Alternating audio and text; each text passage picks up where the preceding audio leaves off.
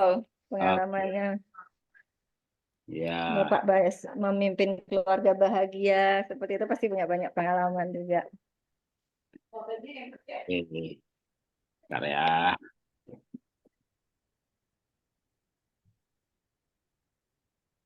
Di situ jelek ya.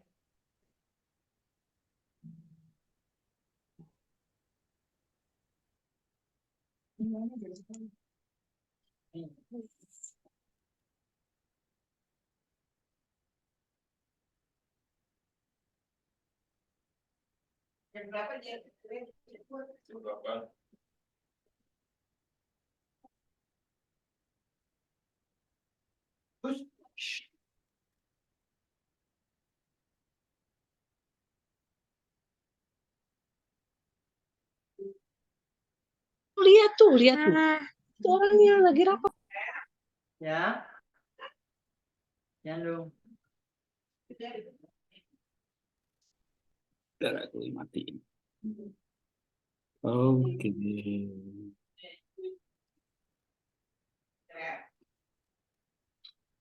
Mama kan mama tidur.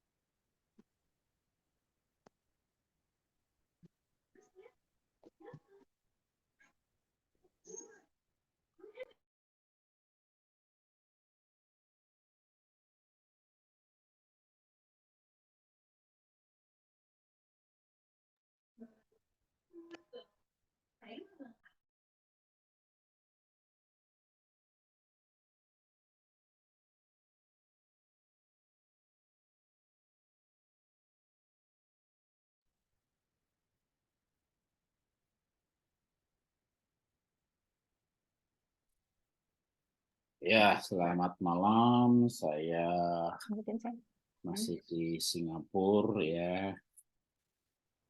Ini tadi pakai langsungnya. Hati-hati itu udah ada. Ini benar-benar nggak ada yang nyasar ke langsungnya PHS. Oke.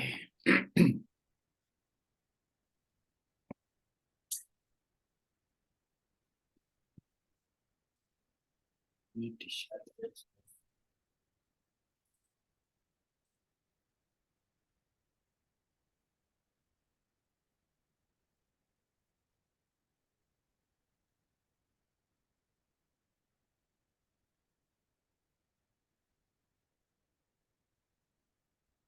Silakan Pak Jarod bisa dibuka dulu.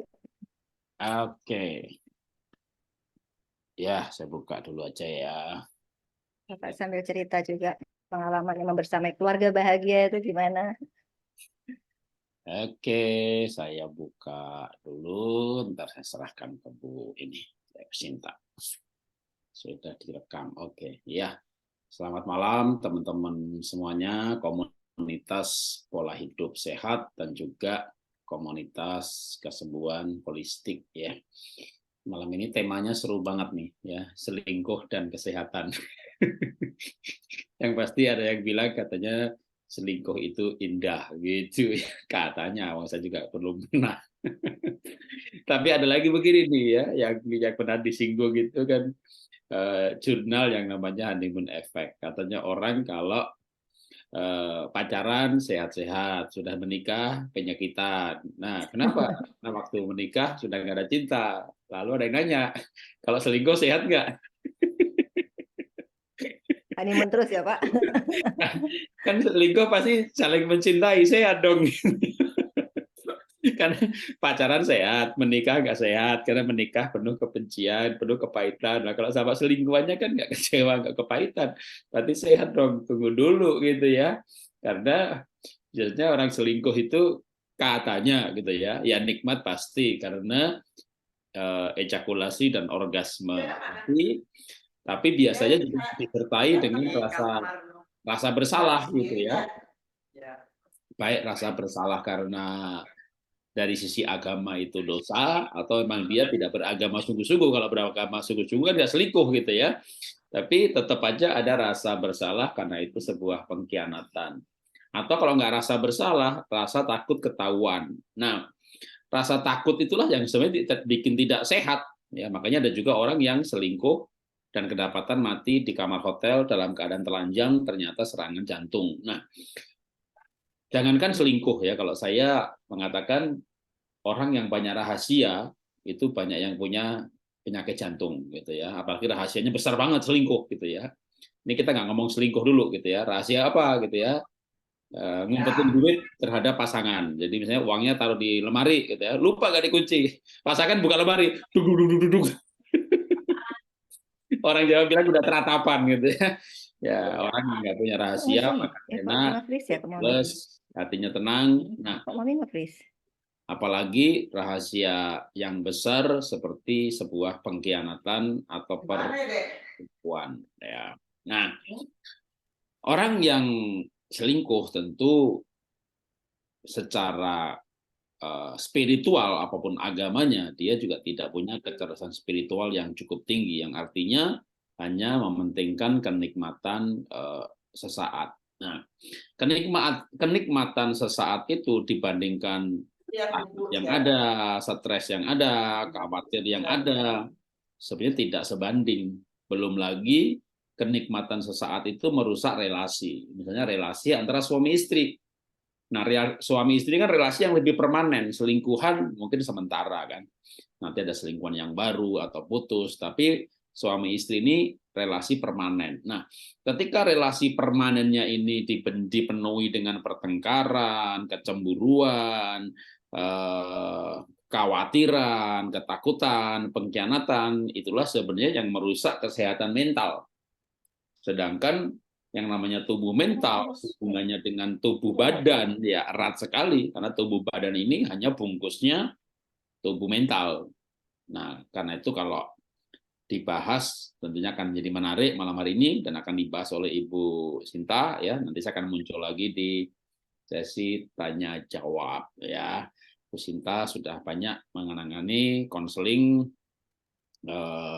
masalah-masalah psikologis termasuk masalah keluarga. Jadi langsung aja ya. Silakan Ibu Sinta. Oke, terima kasih Pak Jarod. Jadi begitu ya sahabat ya. Kenapa saya mengambil tema ini gitu kan? Karena 1 bulan belakangan ini, entah kenapa itu hampir tiap hari itu ada saja yang datang ke tempat praktek saya sedang menderita karena ini gitu loh, karena kasus perselingkuhan ini gitu. Jadi penderitaan ini kan bisa macam-macam ya, baik itu penderitaan secara fisik maupun secara mental gitu. Yang paling terakhir itu adalah contoh seorang ini ya, seorang dokter gitu ya. Saya kan nggak sebut nama ya, saya hanya sebut ceritanya gitu kan, supaya menjadi pelajaran buat kita semua gitu, bahwa seorang dokter pun dia sudah dia punya kepahitan, dia punya diabetes, dia punya apa namanya hipertensi, kemudian dia nggak bisa tidur gitu kan. Nah, sebagai dokter dia harusnya ngerti dong apa yang harus dia lakukan pada tubuhnya. Dan selama ini memang stabil dan itu baru mulai kalau kita baca ya, hipertensi itu apa, pesan cinta dari hipertensi itu apa, pesan cinta dari diabetes itu apa. Hipertensi adalah long standing emotional problem not solved. Oke. Kemudian diabetes itu apa? Menyimpan kepahitan, luka mendalam. Kemudian merindukan sesuatu yang tidak kunjung datang. Oke. Kemudian kita bicara cancer. Cancer itu terjadi karena apa? Ini contoh kasus ya. kasus terakhir yang saya ingat yang masih segar dalam ingatan saya adalah dia juga pernah menderita kanker, dan kanker itu pesan cintanya apa? Pesan cintanya adalah adanya kemarahan, dendam, duka cita, sakit hati yang mendalam dan lama. Oke, kata kuncinya adalah mendalam dan lama. Oke. Nah, dari sini kita berangkat untuk melihat bahwa ketika pendalaman masalah yang muncul adalah kasus perselingkuhan suami ini itu hanya terjadi di tahun 2021. Tapi dia sudah menderita penyakit-penyakit ini 10 tahun, 15 tahun yang lalu. Dan kenapa dia datang ke saya kemarin? Karena dia baru sadar tiba-tiba hipertensinya naik mendadak. Apa namanya? Tekanan darahnya tuh naik mendadak menjadi 190. Padahal dia selama ini normal terjaga dengan segala obat-obatan yang diminum gitu kan. Sehingga akhirnya dia sadar bahwa ini pasti bukan masalah fisik. Ternyata dia kemudian merefleksi ke dalam diri, itulah kenapa dia tiba-tiba melonjak, karena apa? Kata-kata suaminya yang ibaratnya mereka sudah rekonsiliasi, mereka sudah berbaikan kembali gitu kan, tapi ternyata luka itu masih ada dan sulit untuk memaafkan suami. Gitu loh. Itu yang banyak terjadi di ruang praktek saya. Apa namanya? Pengalaman pahitnya tuh udah berapa tahun yang lalu gitu, tapi yang ada adalah dia masih menyimpan luka itu. Tidak hanya melukai dirinya, tapi juga melukai suaminya dan juga pasti imbasnya ke anak-anak. Nah, ketika kemudian susu. Ada ketika biji itu boleh kopi? saya mohon ketika kemudian kita bicara timeline, yang ada adalah suaminya baru selingkuh tahun 2021, tapi dia sudah menderita semua penyakit ini 10-15 tahun yang lalu, dia sudah minum obat lama. Artinya, semua penyakit ini tidak hanya terkait dengan suami dong, gitu kan? Tidak hanya terkait suami, suami mah hanya pemicu saja, hanya trigger naiknya tekanan darah kemarin. Karena apa? Kata-kata suaminya yang seakan-akan mengingatkan bahwa, hello, semua peristiwa dalam hidup kita itu adalah pesan cinta, kata Bu Sinta nih. Kemudian seharusnya kita belajar dari pesan cinta itu, alih-alih menderita. Dalam kondisi normal, kata-kata itu mungkin adalah kata-kata yang ya bagus gitu loh. Tapi ketika itu diucapkan oleh suami yang seakan-akan sudah menyebabkan luka dia merasa marah gitu loh.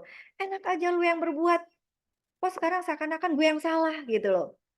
Gue yang harus memperbaiki dirilah, inilah, itulah, harus belajarlah, harus ini. Kok enak banget kamu seperti menyalahkan bahwa ini adalah kesalahan saya. Itu yang membuat dia marah lagi. Nah, ketika kemudian saya pendalaman masalah dengan ibu ini, kemudian sampai akhirnya dilakukan hipnoterapi gitu kan. Yang ada adalah muncul memori dia di usia 5 tahun, ternyata dia pernah diajak oleh mamanya untuk gerebek bapaknya, dan di situ mamanya nih marah memukulin papanya karena ternyata papanya selingkuh gitu loh dengan wanita lain di situ. Di situ dia melihat penderitaan ibunya dan melihat betapa kejadian itu adalah disebabkan oleh bapaknya dan ibunya menderita, menangis, menjerit, marah saat itu gitu kan. Dan dia akhirnya mengakui bahwa, "Mbak, saya sadar, Mbak. Ini saya nangis. Saya mau berhenti kok nggak bisa." Itu 1 jam sendiri, Bu. Nangis terisak-isak. Diajak ngomong nggak bisa. Nangis tuh 1 jam tuh. Saya biarin, saya keluarin. Biar apa? Biar keluar semua emosinya. Ternyata yang menangis itu adalah diri dia yang usia 5 tahun. Karena apa? Tersakiti oleh peristiwa itu, dan anak 5 tahun saat itu, ya wajar ditanya apa-apa nggak bisa ngomong. Karena selama ini dia selalu menjadi saksi atas pertengkaran kedua orang tuanya yang tidak harmonis tadi, sehingga dia hanya bisa diam dan membuat karakternya itu menjadi anak yang semula awalnya tuh periang, menjadi anak yang tidak percaya diri dan sulit lagi berbicara untuk mengungkapkan isi hatinya, hanya tampak di raut wajahnya. Jadi sebenarnya apa? Kejadian suami itu hanyalah simptom, sahabat, atau bola-bola selanjutnya. Akar masalahnya adalah dia masih menyimpan luka atas peristiwa di usia dia 5 tahun itu. Jadi ibaratnya luka itu udah ada gitu loh, ditensoplas. Nah, kebetulan suami itu nyenggol lagi, nyenggol saja gitu loh. Tapi dia marah besar, kecewa besar terhadap suami, seakan-akan suami inilah penyebab luka itu, padahal luka itu ada jauh sebelum dia menikah dengan suami.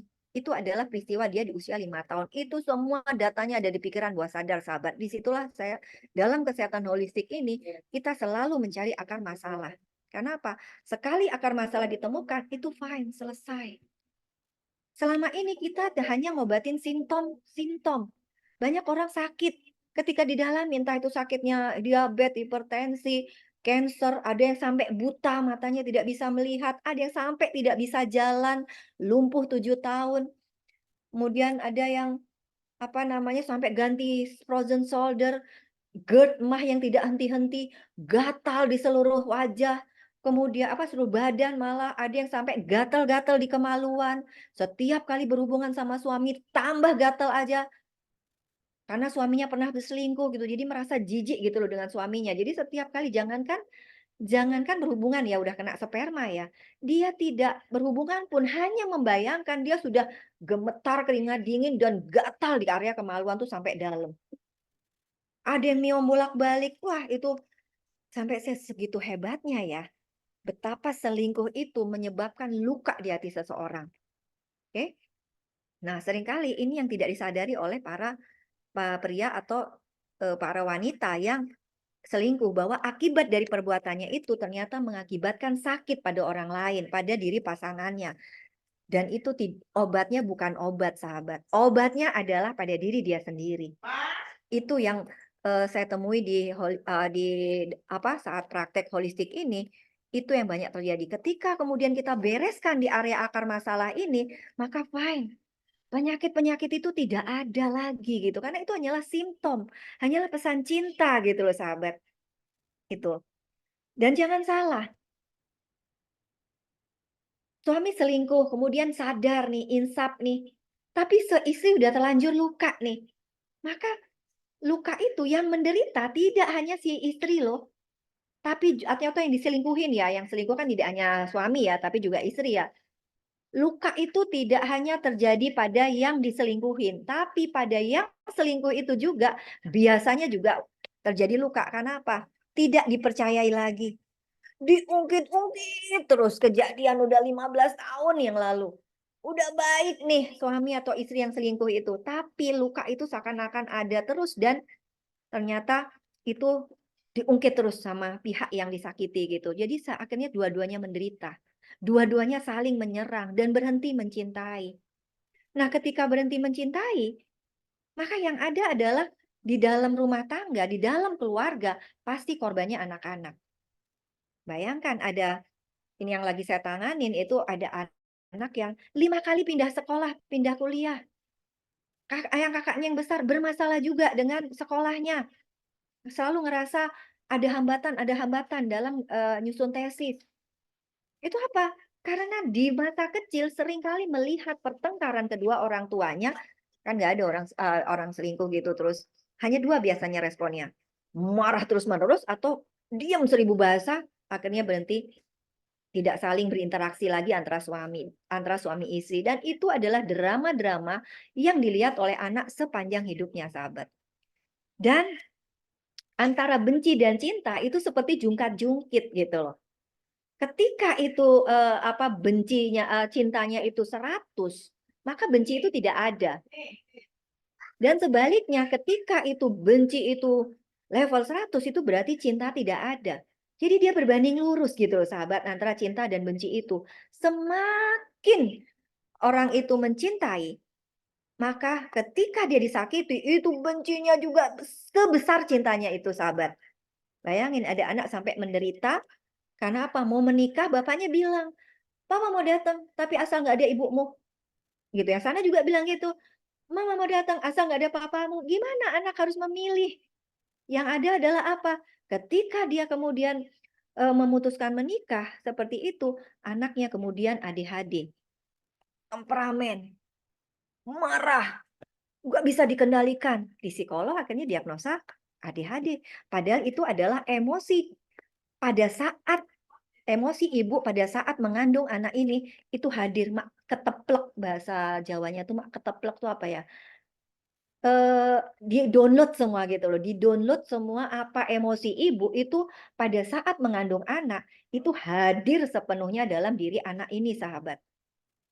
Jadi bagaimana kondisi emosi mamanya ini pada saat hamil dulu, karena apa? Dalam gonjang-ganjing kedua orang tua. Dia selalu ketika bilang ke mama, mamanya selalu cerita jelek-jelek tentang papanya. Ketika ke papanya bilang jelek-jelek tentang mamanya, kayak gitu. Yang ada adalah anak ini, I love you both. I love you both. Artinya saya mencintai kamu berdua gitu loh. Please, saya jangan disuruh memilih. Itu gitu, kemarahan yang tidak keluar itulah hadir di dalam anak ini. Itu yang sering terjadi. Dan tadi akar masalah itu bisa beda-beda, sahabat. Baik itu kenapa dia yang diselingkuh itu marah, kebanyakan itu bukan karena perselingkuhannya, sahabat. Ini yang saya dapati ya. Ternyata ada luka sebelumnya yang membuat dia sakit hati sekali. Entah itu karena dulu pengalaman masa kecilnya melihat bapaknya selingkuh kah, entah ada lagi kasus itu bukan perselingkuhan yang bikin saya marah, Bu. Terus apa? Rasanya saya ini sudah baik tapi tidak dibalas baik oleh suami saya.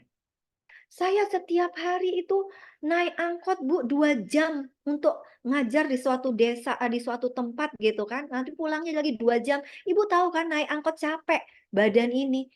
Itu saya jalani untuk membantu kondisi keuangan keluarga. Artinya apa? Saya sedang mengambil alih tugas suami. Sudah segitu pengorbanan saya sudah baik gitu sama suami, kok dibalas seperti itu oleh suami. Ada lagi juga marah karena dulu dia sudah jadi dokter, suaminya masih mahasiswa. Yang ada adalah dia yang membiayai suaminya ini sampai akan jadi S1, S2, sampai jadi sukses, jadi pejabat, keterima PNS, jadi pejabat. Dibalas dengan perselingkuhan hanya gara-gara dia nggak punya anak. Akhirnya apa? Ini seorang dokter ini sampai kanker laring, sahabat. Karena kasus tersebut. Kata dokter kanker laring udah ngomongnya gini, nggak bisa ngomong kayak gitu. Alhamdulillah, puji Tuhan, ketika itu bisa dibereskan emosi itu, suaranya balik loh. Segitu hebatnya loh, sahabat, aspek mental itu yang sering kali kita tidak sadar. Ketika sakit, pasti yang pertama terpikir oleh sahabat semua pasti ke dokter. Pasti obat gitu kan. Padahal sakit itu punya 3 akar. 1 akar secara fisik, ia dibereskan secara fisik. 2 akar secara mental, ya pemberesannya juga secara mental. Yang ketiga adalah akar secara spiritual, ia dibereskannya secara spiritual. 3 ini adalah akar dari semua penyakit. Jarang ada yang berdiri sendiri. 3-tiganya ini biasanya hadir sepenuhnya dalam diri seorang yang bermasalah itu, gitu loh.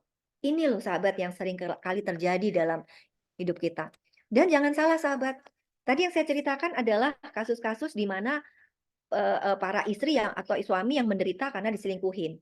Di sisi yang selingkuh, ternyata itu juga ada faktor penyebabnya, sahabat. Kenapa dia selingkuh? Kenapa dia seakan-akan satu wanita atau satu pria itu tidak cukup dalam hidupnya? Itu seringkali juga ada akarnya. Yang kadang-kadang kalau tidak kurang.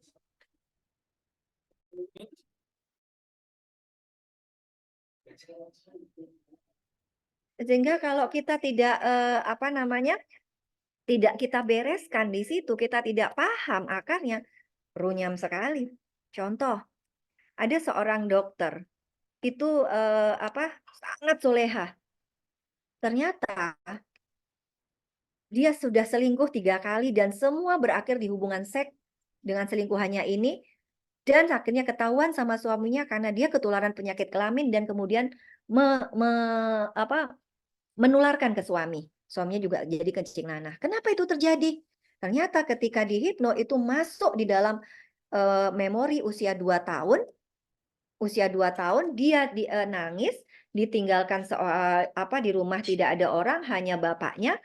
Terus kemudian dibawa ke bak cuci kotor, dia nggak bisa keluar. Kemudian ditinggalin sama bapaknya, jemput ibunya. Pengalaman ditinggalkan seorang diri selama 40 menit, selama 40 menit di bak cuci kotor, bagi seorang anak 2 tahun meninggalkan 2 residu. 1, dia tidak tahan kesendirian. 2, dia tidak tahan kesendirian. Yang kedua adalah dia tidak berharga karena diteletakkan di jubah cuci kotor. Seandainya cuma ditinggalkan seorang diri di rumah, mungkin hanya menyisakan satu residu tidak tahan kesendirian. Tapi karena di bak cuci kotor, dia merasa dirinya tidak berharga. Itu sahabat.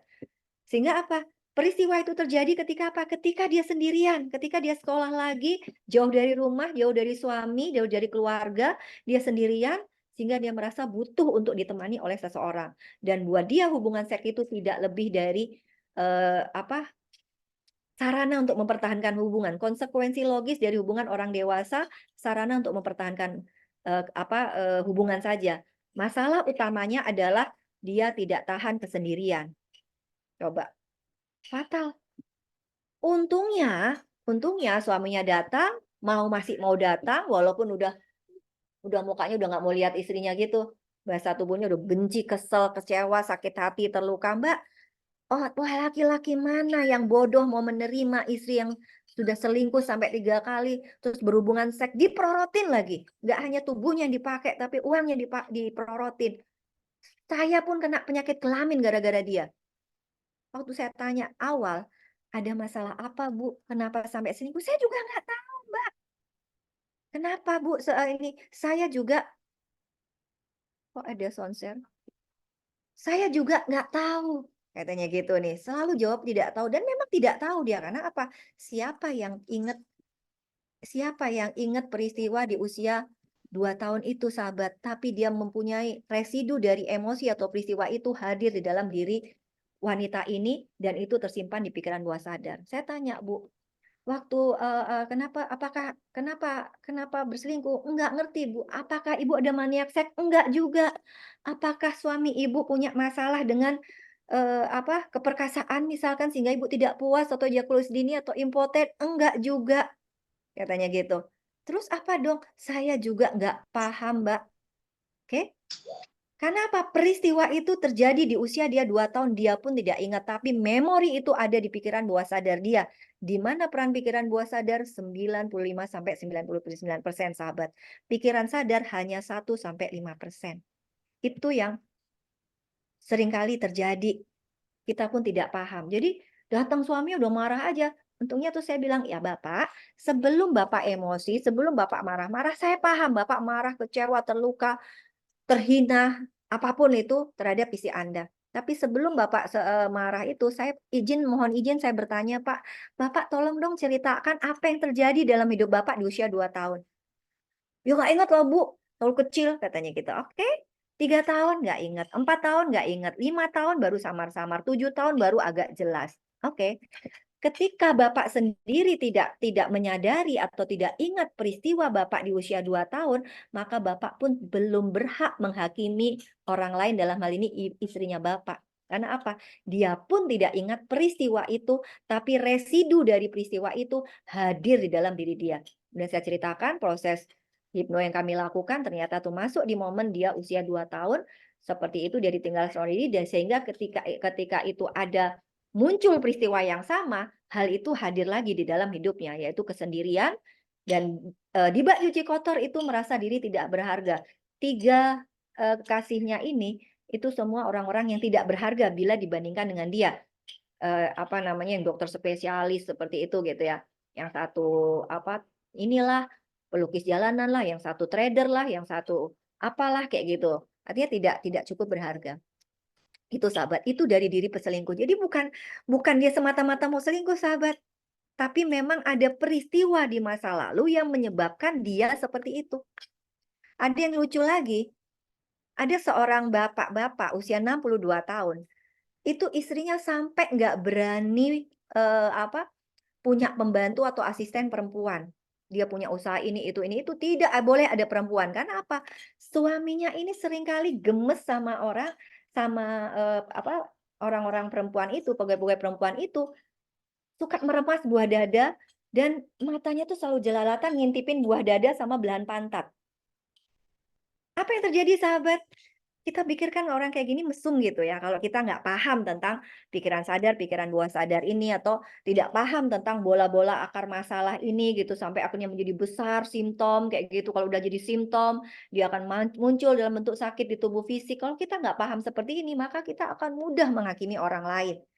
Apa yang terjadi pada si orang yang laki-laki 62 tahun yang suka selingkuh ini dan sangat senang dengan belahan dada dan belahan pantat? Apa yang terjadi? Itu memorinya adalah di usia dia 5 tahun, di usia kecil lah seperti itu, 2 3 tahun, dia punya Simbo. Jadi asisten rumah tangganya tuh Simbo. Simbo itu, pakai kemben dan pakai, jarik. Di mana namanya orang zaman dulu kali ya pakai jarik gitu, suka nggak pakai celana dalam, jadi belahan pantatnya tuh ngeplek. Buat dia bukan masalah belahan dada atau pantat sahabat, tapi kenyamanan dipeluk oleh Simbo ini loh. Itu loh yang terjadi. Dia dari kecil itu tidak, orang tuanya sibuk. Bapaknya sibuk kemana, ibunya sibuk kemana gitu kan. Dia dihasuh sehari-hari oleh Simbo ini. Namanya digendong pakai jarik, dia kan lebih tinggi gitu loh. Yang ada adalah dia mendapatkan kenyamanan, rasa aman, rasa tenang, rasa hangat dalam pelukan si Simbo ini. Gitu loh. Sehingga yang ada adalah dia terobsesi dengan belahan dada tuh bukan urusan belahan dada dalam artian mesum gitu bukan, tapi yang dia rindukan adalah kenyamanan dalam pelukan itu. Kebetulan punya istri yang sangat super duper ini gitu loh, yang sangat super duper cerewet. Ya cerewetnya sebenarnya nggak salah karena sebel juga sama dia juga gitu loh. Jadi kayak lingkaran setan gitu loh. Yang selalu menyalahkan, selalu marah, selalu ini ya karena suaminya nggak berhenti-berhenti gitu loh, selalu menguber menguber dan jelalatan soal belahan dada tadi. Bahkan tidak hanya dilihatin, kadang-kadang sampai dipegang gitu loh kalau nggak bisa menahan. Jadi suami tidak mendapatkan kenyamanan dan kehangatan dari istrinya itu gitu loh sahabat. Nah hal-hal seperti ini loh sahabat yang banyak terjadi di ruang praktek. Masing-masing punya cerita. Baik yang diselingkuhin maupun yang selingkuh itu pasti punya alasan sahabat. Oke? Di dalam kenapa dia melakukan itu dan kenapa marah itu ternyata kalau yang diselingkuhin marahnya tuh tidak melulu karena perselingkuhan suami loh sebenarnya, tapi ditarik mundur ke belakang. Pasti ada tuh emosi-emosi di situ gitu loh yang menjadi akar masalah. Jadi masalah perselingkuhan itu sendiri mungkin adalah masalah Z, masalah kesekian gitu loh. Tapi sebenarnya adalah akar masalahnya adalah ada masalah di akar masalah yang itu kebanyakan ada di pikiran bawah sadar atau di masa kecil, sahabat. Ini yang banyak terjadi. Nah, sekarang bagaimana nih kita menata hati bagi yang diselingkuhin? Seringkali orang bertanya begitu kan, sahabat. "Terus gimana Bu, saya menyembuhkan luka ini?" Obatnya tuh nggak di mana-mana, sahabat, tapi di diri Anda sendiri. Ketika saya katakan, Anda terluka, sebenarnya yang membuat luka itu adalah orang itu atau suami Anda atau istri Anda yang menyakiti Anda atau sebenarnya Anda yang sedang terluka dengan harapan-harapan dan keinginan-keinginan Anda sendiri. Coba direnungkan hal itu. Kita seringkali menderita hari ini bukan karena orang lain loh sahabat. Tapi kita sedang menderita karena apa? Karena harapan-harapan kita sendiri yang sedang kita letakkan pada diri suami atau istri kita tadi. Sehingga ketika harapan-harapan itu tidak terpenuhi, disitulah muncul rasa marah, kecewa, sakit hati, terluka, dan sebagainya. Jadi selalu saya katakan, ini tangan kiri adalah kenyataan, ini tangan kanan adalah harapan. Oke? Nah, jarak antara kenyataan dan harapan inilah yang menunjukkan kekecewaan kita, kemudian terluka kita, kayak gitu kan? Yang menunjukkan kita kecewa kita, terluka kita, sedih kita, menderita kita. Semakin jauh jarak antara kebenaran, kenyataan dan harapan ini, maka kecewa, marah, sedih, terluka itu pun menjadi semakin besar. Nah, seringkali saya bertanya nih, bagaimana supaya kita tidak menderita lagi? Mana yang bisa kita ubah? Apakah harapannya atau kenyataannya? Seringkali orang mengatakan bahwa harapannya, Bu. Oke. Itu bahasa klise, buat saya bilang itu bahasa PMP, pelajaran PMP yang semuanya kebanyakan moral gitu kan. Bentar ya. Nah, seringkali itu adalah bahasa-bahasa PMP semata. Ketika saya tanya seperti itu, apa yang bisa diubah? Apakah harapannya? Apakah kebenarannya? Harapan, Bu, saya turunkan. Oke, diturunkan pun sahabat tetap punya jarak. Maka kalau mau Anda tidak merita, lepaskan harapan itu, lepaskan keinginan itu, terima kenyataan itu apa adanya sebagai suatu kebenaran. Dan kebenaran itu adalah berasal dari Tuhan. Oke, kembalikan semua bahwa tidak ada yang kebetulan. Semua sudah dalam desain Allah. Itu yang saya katakan 3 akar tadi. Akar secara fisik, akar secara mental, akar secara spiritual. Kalau kita menyandarkan semua itu adalah semua kebenaran, semua kenyataan itu adalah kebenaran dan kebenaran itu pasti berasal dari Tuhan, maka kita akan tenang bahwa Tuhan sedang mengirimkan pesan cinta. Kalau kita kaitkan dengan pesan cinta, maka Tuhan sedang ngirimin nih pesan cinta kepada kita bahwa, "Hello, kamu masih punya kemelekatan. Hello, kamu masih punya harapan-harapan, kamu masih punya keinginan-keinginan, kamu masih punya banyak penolakan, belum nerima." Dan Allah tahu itu semua, sahabat. Allah tuh guru yang terbaik. Seringkali kita tuh hanya remedi dari satu masalah ke masalah lain, tapi tidak pernah belajar di situ. Hanya remedi saja bolak-balik. Namanya remedi apa? Ujian ulang. Itu yang sering terjadi gitu loh. Kalau kita bisa remedi itu bisa kita mengerti, maka kita akan selesai remedinya. Jadi tadi, mana yang mau diubah? Apakah kenyataannya atau harapannya? Mulut ini bisa bilang, harapannya Bu, itu mah bahasa PMP. Apa yang Anda lakukan sehari-hari, kebanyakan hanya mati-matian berusaha mengubah kenyataannya, mengubah kebenarannya. Harusnya suami itu begitu, harusnya suami itu. Disitulah penderitaan Anda tidak akan pernah hilang dalam diri Anda, dalam hidup Anda. Karena apa? Anda tidak bisa mengubah kenyataan, Anda tidak bisa mengubah kebenaran. Karena kebenaran itu adalah ya miliknya Tuhan. Suami selingkuh, suami tidak setia, ya itu adalah kebenaran. Anda tidak bisa mengubah dia untuk menjadi setia misalkan atau tidak selingkuh lagi misalkan. Kalaupun bisa, pasti sudah ada luka di situ. Dan luka itu bukan siapa-siapa yang menyebabkan, sahabat. Tapi diri kita sendiri. Karena apa tadi? Terlukai karena harapan-harapan kita yang tidak terpenuhi. Coba cek deh. Nah, sehingga apa? Ketika ada seorang yang diselingkuhi seperti itu, maka saya biasanya memberi pilihan tegas pada diri dia. Oke, ibu sudah Ibu sudah selingkuh. Bapak sudah selingkuh. Maka apa yang Ibu bisa lakukan itu hanya 2 pilihan. Ibarat Ibu lagi berjalan berjalan dan kemudian di depan Ibu menjumpai pertigaan. Kosong ya? Maaf saya pindah dulu ya tadi. Gelap. Jelek ini. Saya mohon maaf izin saya pindah dulu lokasi. Tadi dipakai ruang prakteknya.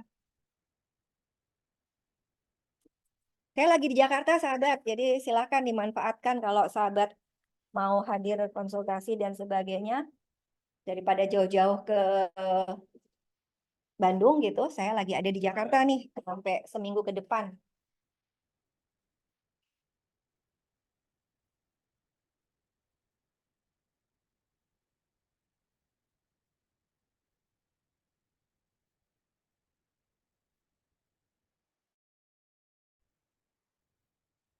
Oke.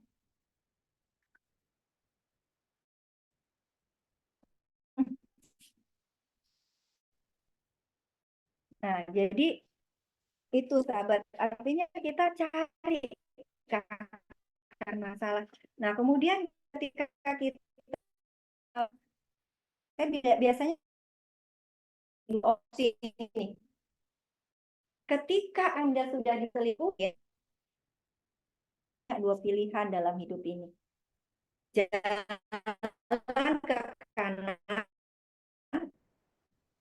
atau jalan ke kanan itu adalah jalan terus. Jalan ke kiri adalah jalan pisah.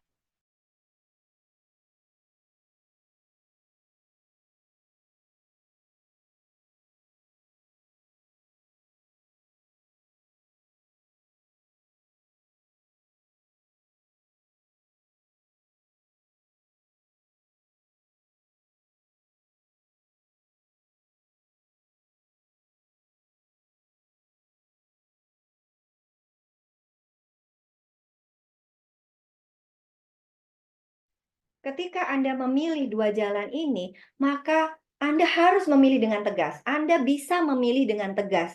Apakah jalan yang ke kanan itu adalah terputus-putus ya? Apakah suara saya terputus-putus? Pak Budi, apakah cukup jelas? Sudah jelas. Oke. Nah, jadi ketika kemudian ini jalan, ini dua jalan ya, bayangin dua jalan. Anda hanya punya dua pilihan, dua jalan. Jalan terus atau jalan kiri. Dan tidak ada syarat dan ketentuan yang berlaku ketika Anda memilih jalan terus ini. Seringkali penderitaan dimulai ketika Anda memilih jalan tengah. Jalan tengah itu apa? Saya mau menerima suami kalau dia berubah. Saya mau menerima suami kalau dia memutuskan selingkuhannya. Saya mau menerima suami kalau dia minta maaf. Wow, banyak tuh syarat-syaratnya. Saya bilang, selama Anda memilih jalan tengah, maka Anda akan siap-siap menderita. Karena apa? Belum tentu itu akan dipenuhi oleh suami. Karena apa? Itu di luar diri Anda loh, sahabat. Di luar diri Anda. Anda yang bisa Anda ubah hanyalah diri Anda sendiri. Anda tidak bisa mengubah suami atau istri yang selingkuh itu. Anda hanya bisa mengubah diri Anda sendiri. Jadi kalau Anda memilih jalan yang ke kanan, terima suami apa adanya. Dia mau begini, mau begitu, dia mau selingkuh, mau apa.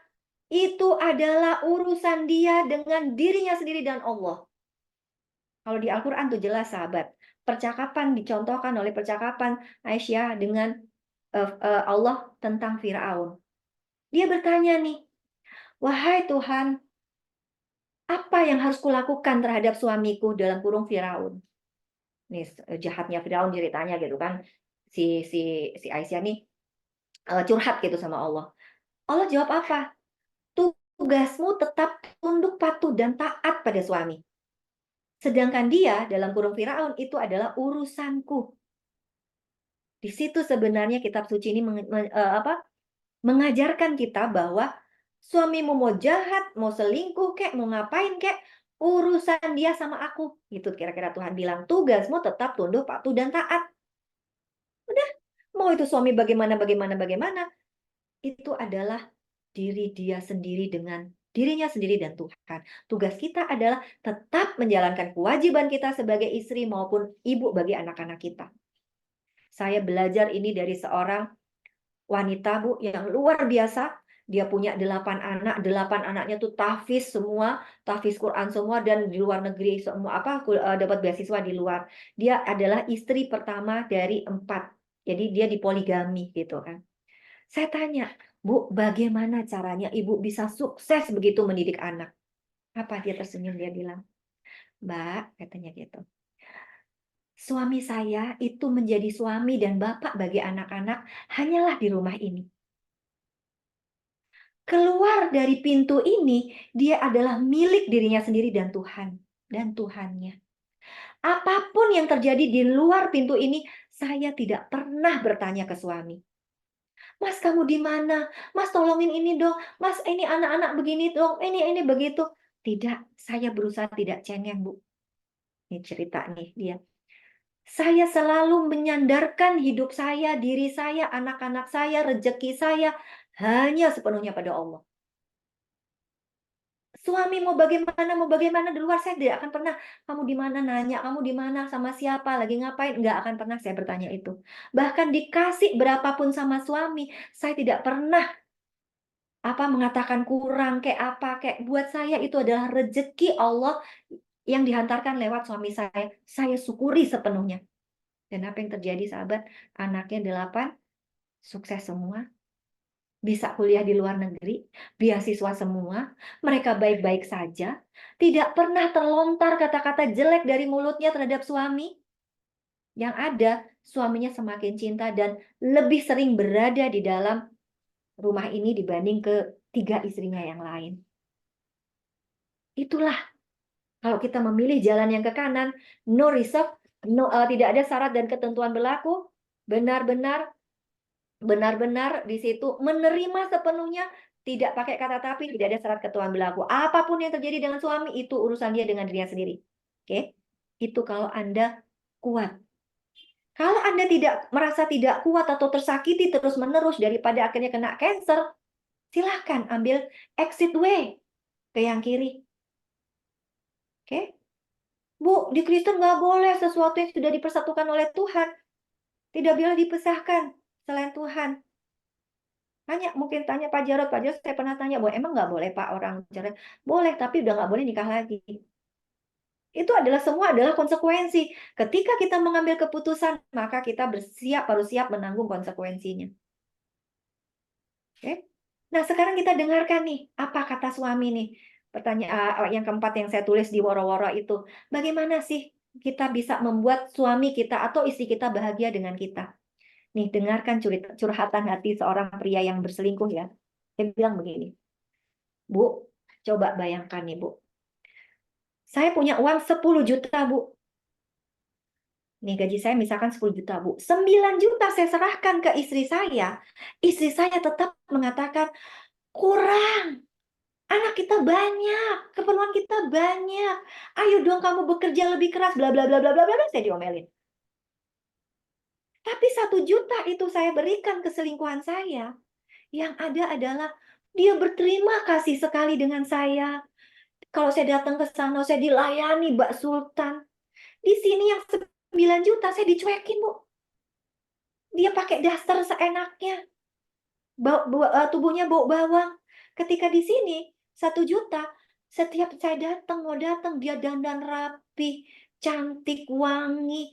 Saya merasa dihargai sekali sebagai seorang laki-laki. Dan dia tidak pernah cerewet menanyakan ini itu. Setiap momen bersama saya, dia nikmati sepenuhnya. Dan dia bersyukur atas itu. Nih, seminggu nih, Bu. 7 hari dalam seminggu. 6 hari, 5 hari saya kasih istri saya. Saya keluar sebentar, dia marah-marah ngomel dari ujung barat, ujung timur. Ketika sama selingkuhan, walaupun cuma sejam 2 jam, buat dia tuh setiap detiknya berharga bersama saya. Kira-kira Ibu kalau jadi saya, milih yang mana, Bu? Ini tamparan keras nih buat kita nih para wanita gitu. Kenapa sih suami kita sampai selingkuh? Oke. Ketika saya dalami para yang selingkuh ini, saya tanya, Pak, apa motivasi Bapak? Apakah soal seks? Tidak melulu, Bu. Lawang sama aja kok, barang kayak begitu ya begitu-begitu aja. Nih kata para suami yang selingkuh nih, para pria yang selingkuh. Terus apa yang Bapak cari? Rasa nyaman. Rasa dihargai. Diakui. Diterima kasihi. Disyukuri. Semua apapun yang saya lakukan. Itu yang saya tidak dapatkan pada istri saya. Begitu juga para wanita yang berselingkuh, kurang lebih sama, sahabat. Perasaan nyaman, perasaan bahagia. Bukan terkait dengan apa yang orang lain itu lakukan, tapi perasaan kita, rasa harga kita ketika bersama dia gitu loh. Saya merasa diri lebih berharga ketika bersama si A, si B, atau bersama si selingkuhan ini dibanding sama istri yang selalu dicereweti, selalu dikritisi, selalu segala hal seperti itu. Ini loh sahabat. Jadi di situ kita belajar bahwa kadang-kadang perlu dimunculkan tuh kompetitor seperti itu. Saya sering mengibaratkan kayak gini nih. Dulu sebelum ada si Indomaret, si Alfamaret, kondisi toko-toko, kios-kios di sekitar kita kayak apa, sahabat? Suka-suka dia gitu kan ngayanin. Barang campur aduk, amburadul ini ke situ, dilayani dengan muka sengak, nggak enak. Tapi ketika kemudian ada Indomaret, Alfamaret, semua berubah nggak? Semua berbenah nggak? Kalau mau tetap survive dalam usaha itu, maka contoh dong, Alfamart, Indomaret gitu kan. Ibaratnya seperti itu gitu. Seringkali dimunculkan kompetitor seperti itu buat apa? Buat kita juga berubah. Kalau nggak gitu, nggak disentil sama Tuhan seperti itu, suka-suka kita. Suka-suka kita melayani suami, suka-suka kita bersikap, suka-suka kita melakukan apapun. Kan seperti itu. Tapi ketika dimunculkan kompetitor seperti itu, kita mau nggak mau berbenah, walaupun setengah dipaksa, bukan lagi setengah ya, walaupun dalam kondisi terpaksa kita berbenah. Pertanyaan seorang istri pada suami adalah, kenapa kamu selingkuh? Terus pengen tahu nih, selingkuhan saya apa, selingkuhan suami saya itu seperti apa sih? Kepo dong. Coba saya tanya nih, para istri yang diselingkuhin, buat apa sih kepo itu? Pilihannya cuma dua. Kalau ternyata itu si selingkuhan itu lebih baik, lebih cantik, lebih muda, lebih kaya, lebih pinter, Anda merasa terpuruk nggak? Huh, mentang-mentang saya sudah tua, mentang-mentang saya sudah gemuk, sudah gembrot, sudah nggak menarik, sudah bla bla bla bla bla. Kepercayaan diri kita, self image kita jatuh ke titik nol. Betul? Sebaliknya nih, kalau ternyata selingkuhan itu lebih cantik pembantu kita daripada selingkuhan itu, maka yang ada kita juga marah juga kan tetap. Coba Bu bayangkan, kurang apa saya ini?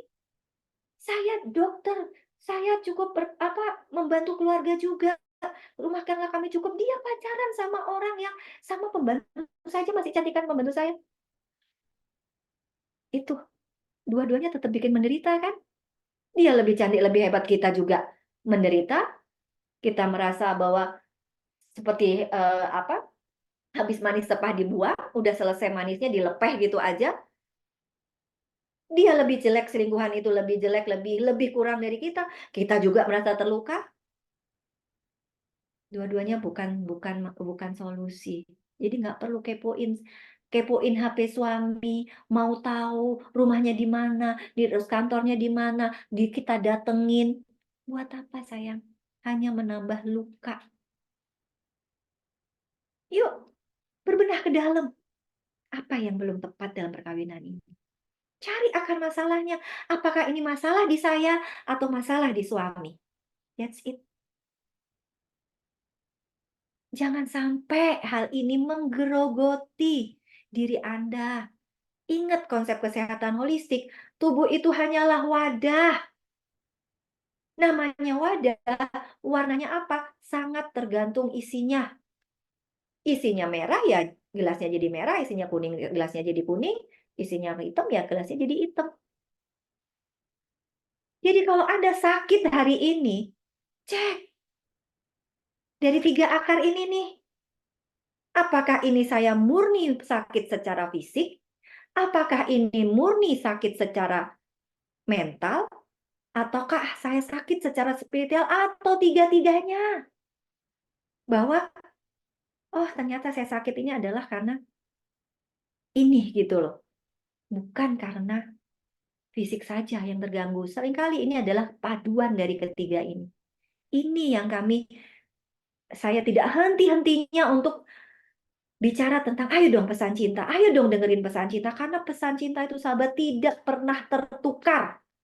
Sudah ribuan pasien datang ke tempat saya, itu saya kadang-kadang sampai melongo gitu loh. Ini emosi A, ini penyakit A. Ini emosi B, ini penyakit B. Ini emosi C, ini penyakit C. Dan itu tidak pernah tertukar, sahabat. Coba aja cek. Misal soal cancer. Banyak kan kita cerita. Banyak kan cerita bahwa udah dioperasi, udah di kemo, udah diradiasi. Penyakitnya kambuh lagi, kambuh lagi, kambuh lagi. Oke? Terus dengan entengnya dokter mengatakan, mohon maaf, penyakit ibu ini kankernya adalah yang sulit untuk diberantas termasuk tipe bandel. Padahal apa? Akarnya bukan secara fisik saja, sahabat. Oke, sudah bermasalah memang secara fisik. Karena apa? Udah menggerogoti lama. Sehingga akhirnya fisiknya terganggu. Ada kelas-kelas Pak Jarod tuh. Ada PHS lah, ada Mas Gunggung lah, ada ini, ada itu, suruh ini, suruh itu semua secara fisik. Tapi seringkali Anda lupa loh, ada dua akar yang lain yang Anda lupakan. Yaitu akar secara mental dan akar secara spiritual. Kalau dua hal ini Anda tidak kenali dan tidak Anda bereskan, yaitu sahabat datang lagi, datang lagi, datang lagi. Coba cek, pesan cinta cancer apa? Ada kemarahan, dendam, duka cita, sakit hati yang mendalam dan lama. Kata kuncinya adalah mendalam dan lama. Nih,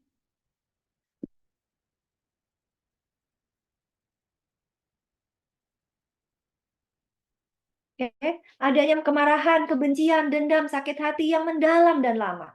Ada perasaan tidak berdaya, tidak ada yang membantu, pikiran yang tertutup, mudah menyalahkan orang lain, sangat kritis terhadap diri sendiri. Menyimpan rahasia, penyesalan, duka cita yang sangat mendalam. Kata kuncinya adalah mendalam dan lama. Nggak ada sahabat, cancer itu ujuk-ujuk gitu, dia kayak bukan seperti COVID yang masuk virus kemudian langsung sakit gitu, enggak. Tapi bisa menjadi cancer itu adalah karena proses yang mendalam dan lama. Ini loh emosi-emosinya, ini loh akar secara mental. Kalau ini tidak kita selesaikan, maka ya terjadi berulang kali, sahabat. Itu loh yang seringkali tidak sadari. Kemudian kita cek lagi antara kansernya di kepala kah, di otak kah, di payudara kah, di lever kah, di tulang kah, di organ reproduksi kah, serviks lah, atau mulut rahim, atau di suami itu di prostat. Itu semua punya pesan cinta tambahan lagi. Kalau kalau area kansernya itu ada di organ reproduksi atau alat kelamin, pasti itu kaitannya dengan pasangan. Kalau prostat, masalah-masalah di prostat itu pasti terkait dengan istri, masalah dengan istri. Kalau perempuan itu terkait dengan suaminya, entah itu di leher rahim kah, entah itu di rahimnya kah, bolak-balik miom kah, bolak-balik kista kah, operasi, ada orang operasi sampai 5 kali itu miom. Entah di ovarium kah, entah di tuba Palovi, pokoknya itu pasti terkait dengan pasangan. Ketika bicara kansernya di payudara, pasti terkait dengan orang terdekat. Nah, orang terdekat tidak hanya suami kan, bahkan diri kita sendiri loh. Diri kita sendiri juga bisa penyebab loh. Kenapa banyak sahabat sakit kanker? Diri kita sendiri itu bisa menjadi penyebab. Namanya orang terdekat itu bisa mertua, bisa orang tua, bisa suami, istri, kakak, adik, pimpinan, pokoknya orang terdekat.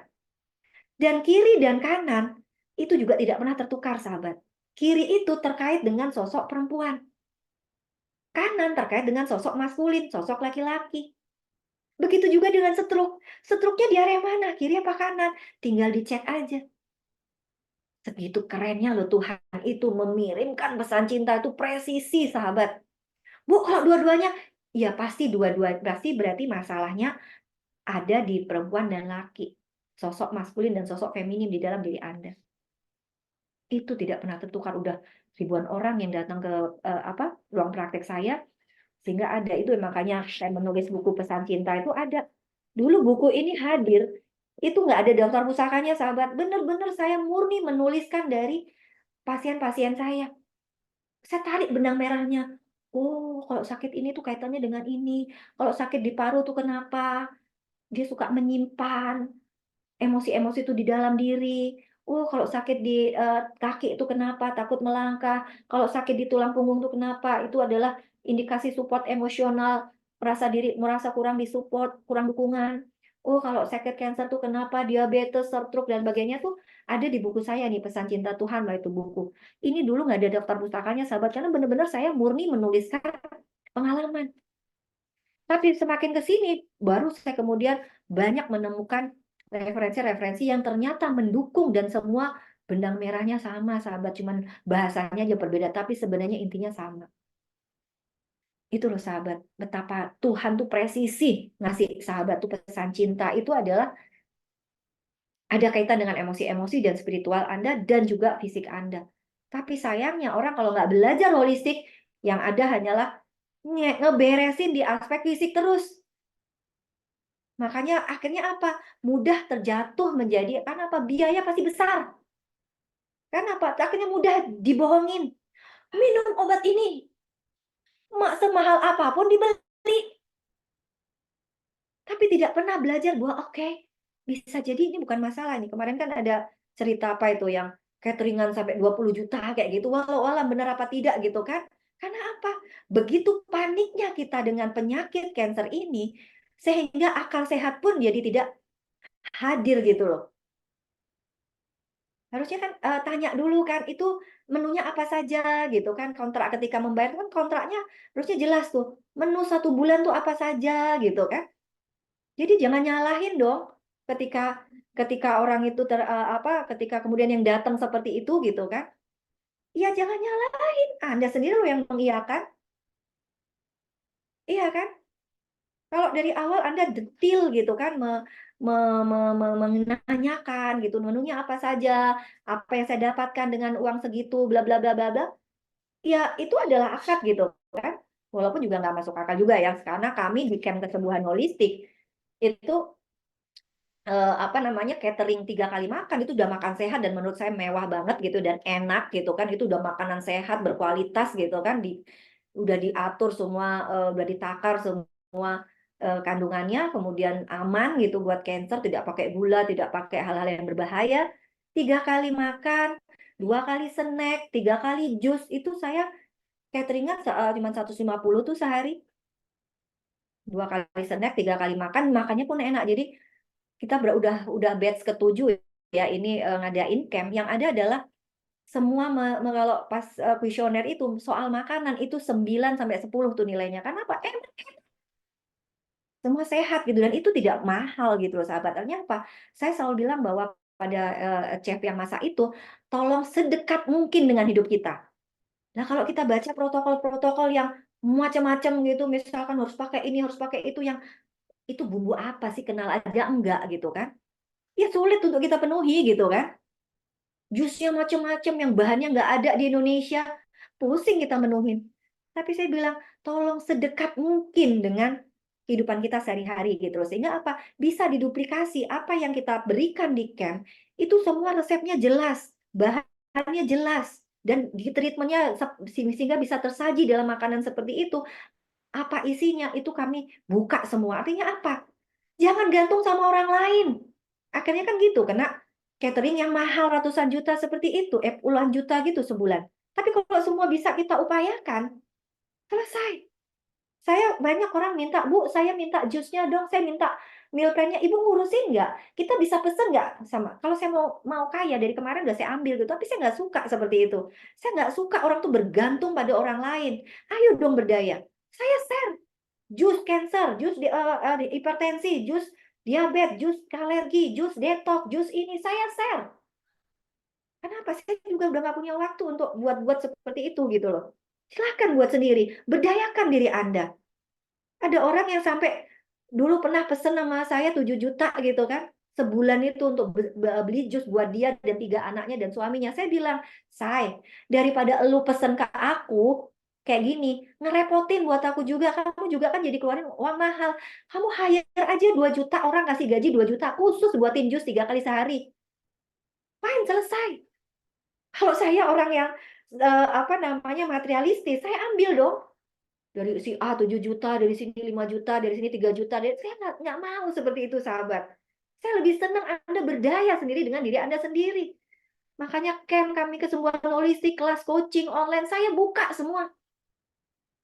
Anda mau sehat, mau apa, itu seperti ini. Saya bukan jualan produk, bukan jualan obat, bukan jualan apa. Kalau ada yang mau, saya bantu. Tapi saya tidak melulu itu gitu loh. Dan obat-obatan herbal saya juga herbalis. Saya juga ngerti obat herbal, tapi saya tidak mau jualan obat. Buat saya obat itu nomor sekian. Beresin dulu Anda secara spiritual, beresin dulu Anda secara mental. Baru kita bicara tentang meal plan lah, obat lah, inilah, itulah, itu gitu loh. Saya mindset orang itu seringkali kebalik. "Bu, obatnya apa, Bu? Bu, apa yang saya minum, Bu? Bu, ininya apa, Bu?" Udah 3 kali nanya gitu baru saya jawab biasanya. Biasanya saya kasih dulu tuh, rekaman-rekaman kayak gini, rekaman sama Pak Jarot, rekaman saya waktu di TV kayak gitu kan. Supaya apa? Supaya paham pesan cinta. Jangan dulu bicara tentang tubuh gitu loh sahabat. Itu mah cuman wadah. Tapi kan kebalak-balik ini. Dan yang terakhir adalah, ini ya, kita lihat tadi kok kebalik-balik. Urusan perannya bagi kesehatan, kedamaian, kebahagiaan itu tentang soul dan spiritual, kesadaran akan Anda, akan Tuhan di dalam diri Anda itu 50% loh. Mental mind itu 25%. Hubungan sosial Anda dengan orang lain itu hanya 15%. Tubuh itu hanya menerima akibat sayang hanya 10%. Jelek-jeleknya Anda makan itu rusaknya tubuh tuh cuma 10. Ketika yang lain ini atas beres. Tapi ini seorang seringkali kebalik, ngurusin tubuh 90%. Anda tidak kenal Tuhan, tidak damai bersama Tuhan, tidak tenang hidupnya, cemas, was-was akan masa depan. Itu urusan spiritual, itu kadang-kadang hanya mendapat porsi sedikit dalam hidup Anda. Anda ngurusin tubuh ini 90%, padahal tubuh ini pun akan Anda tinggalkan, sahabat. Besok Anda mati, Anda nggak bawa tubuhnya. Yang Anda bawa adalah jiwa Anda yang bersih. Sudah bersih dari urusan mental yang bermasalah tadi ini. Itu loh goal kita dalam hidup. Sayangnya orang nggak melek soal itu. Kebanyakan ngurusin tubuh, tapi tidak ngurusin soul spiritualnya ini. Sahabat, kalau Anda sudah dalam iman yang penuh pada Tuhan, ini air putih, even hanya air putih, tapi Tuhan berkehendak melalui air putih ini sembuh, Anda bisa sembuh nggak? Bisa, sahabat. Tergantung iman Anda. Itu loh. Nah, terakhir, bahwa perselingkuhan apapun, ketidakharmonisan dalam keluarga, itu pasti ujungnya mempengaruhi banyak hal. Nih, perjalanannya seperti ini, sahabat. Ini individu papa, ini individu mama. Masing-masing individu ini punya masalah dengan masa lalunya, belum selesai. Banyak luka batin, kepahitan, dan sebagainya. Belum selesai, diproses, kemudian menikah. Maka yang ada adalah pernikahannya pasti tidak harmonis. Tidak harmonis itu bisa dua hal. Bisa tengkar terus-menerus atau malah diem-dieman terus-menerus.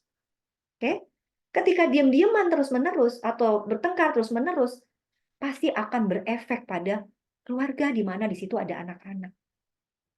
Nah, kemudian muncul nih masalah anak lah, ini itu. Biasanya orang datang ke saya karena bermasalah di aspek anak ini. Bu, anak saya begini. Nanti pendalaman masalah sama orang tua, jeketek, ternyata masalah itu di orang tua. Saya bilang, masalah anak nomor kesekian, ya beresin dulu nih orang tuanya. Bayangin kasus LGBT, anaknya dibawa LGBT karena apa? Gedek banget itu, marah banget sama bapaknya yang kalau marah itu kebun binatang keluar semua, golok sampai dibawa kayak gitu. Anaknya ilfil. Saya benci banget Bu sama laki-laki itu, saya tidak males gitu loh. Apalagi kalau dia sudah marah, sudah suaranya meninggi aja. Apa? Ngingetin deh sama papa. Coba, kalau kayak papanya nggak diberesin, anak ini sembuh nggak? Yang ada adalah state anak yang, kalau papa mau lihat aku sembuh, papa berubah dulu. Papa lembut, aku jadi bisa punya potensi untuk seneng dan mau berdekatan sama laki-laki. Selama ini aku benci lihat laki-laki karena apa? Ngelihat papa dalam diri anak ini. Mau diberesin kayak apa sahabat anak ini? Karena apa? Akarnya tuh ada di dalam individu nih yang sebelah kiri. Masalah karir pekerjaan. Kenapa karir Anda? Anda pinter, lulusan luar negeri, tapi karir pekerjaan kacau balau. Keuangan morat-marit. Kesehatan sakit-sakitan. Secara spiritual kering. Sholat ke gereja, tapi yang ada to be honest di dalam kering. Secara relasi bermasalah dengan orang lain. Ini yang disebut dengan potensi masalah. Ini semua di kanan tuh hanyalah simptom, sahabat. Hanyalah dampak. Dampak dari apa? Mundur nih. Oh, relasi keluarga nggak bagus. Oh, secara pernikahan nggak harmonis. Oh, di ujungnya adalah individunya ini yang bermasalah. Bisa salah satu atau dua-duanya. Biasanya dua-duanya. Karena apa? Semesta itu mempertemukan mereka. Karena apa? Satu frekuensi, sahabat. Satu frekuensi. Jadi jangan salahkan pasangan Anda hari ini. Karena sebenarnya bisa jadi dia hadir di dalam hidup kita hari ini adalah tarikan dari pikiran kita sendiri. Satu frekuensi. Ibarat Anda apa namanya? Nggak nyetel Prambors tapi mau dengerin radio Prambors. Ya nggak nyambung. Even Anda duduk di depan RCTI, tapi Anda tidak menyetel channel TVRI, ya nggak akan dapat tuh. Ini semua adalah interaksi di alam semesta ini tidak akan pernah tertukar. Like attract like. Sesuatu yang sejenis akan tarik menarik. Jadi dihadirkan pasangan kita hari ini, berterima kasih, bersyukur. Karena bisa jadi seburuk apapun perbuatan mereka, itu adalah pesan cinta dari Tuhan. Orang yang dipinjam oleh Tuhan untuk apa? Membuat kita berubah. Sedang membuat kita, sedang memproses diri kita untuk bisa putih kembali, untuk bisa fitri kembali, untuk bisa Natal kembali, sehingga di ujungnya bisa pulang sempurna ke Allah. Oke, jadi kalau hari ini Anda masih marah sama suami atau istri karena dikhianati, datanglah kepadanya, peluklah dia. Terima kasih, wahai suamiku, terima kasih istriku. Engkau hadir dalam hidupku adalah messenger, pembawa pesan dari Tuhan untuk aku berubah. Kebayang nggak kalau sekarang Anda tinggal pilih, mau dikasih pesan cintanya hari ini, Anda masih sehat, atau nanti Anda pesan cintanya hadir pada saat Anda sudah kelejotan sakratul maut, sudah diambang kematian Anda, diranjang kematian Anda. Anda sudah tidak punya waktu lagi untuk memperbaiki diri. Karena Tuhan hanya ingin satu hal dalam diri Anda. Ini pertanyaan.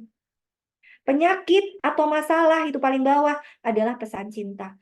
Pesan cinta dari mana? Dari Tuhan. Melalui apa? Melalui tubuhmu. Untuk apa Tuhan ngirimin pesan cinta? Untuk memperbaiki mental Anda. Untuk apa mental diperbaiki? Supaya jiwa dan ruh Anda bersih kembali. Supaya apa jiwa dan ruh bersih kembali? Supaya bisa pulang sempurna ke Allah. Ini loh peta kesehatan holistik. Makanya saya sama Pak Jarod ngadain camp kesembuhan holistik. Kami tidak menjanjikan kesembuhan, sahabat. Karena apa? Penyakit itu di bawah, masalah itu di bawah. Tapi yang kita upayakan dalam camp ini adalah sahabat mampu menerima pesan cinta itu, sehingga sahabat mau berubah di aspek mental ini, sehingga jiwa Anda, ruh Anda bersih kembali sampai siap waktunya Anda pulang nanti di Pak Allah. Ini adalah perjalanan yang lebih panjang dibanding hidup Anda hari ini, sahabat. Itu, sahabat. Terima kasih sekali. Oke, nanti kita sambung dengan tanya jawab. Oke, Pak Jarod kemana nih? Halo, Pak Jarod.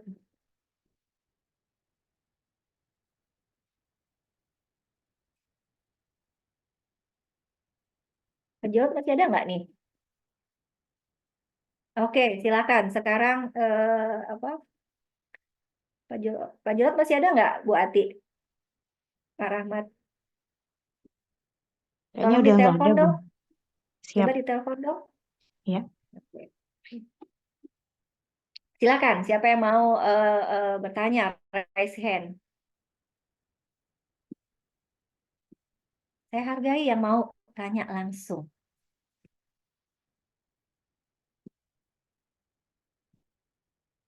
Silakan. Bu Ati Saya bisa bantu telepon Pak Jarod. Oke. Silakan. Siapa yang? Bu Rosalia Amelia, silakan.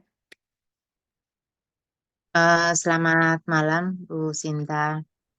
Saya Malam terima saya. kasih sudah sering mendengar cerita mengenai sakit hati, mental, dan bagaimana menyembuhkan. Tapi kadang-kadang ini perasaan atau pikiran saya kurang paham.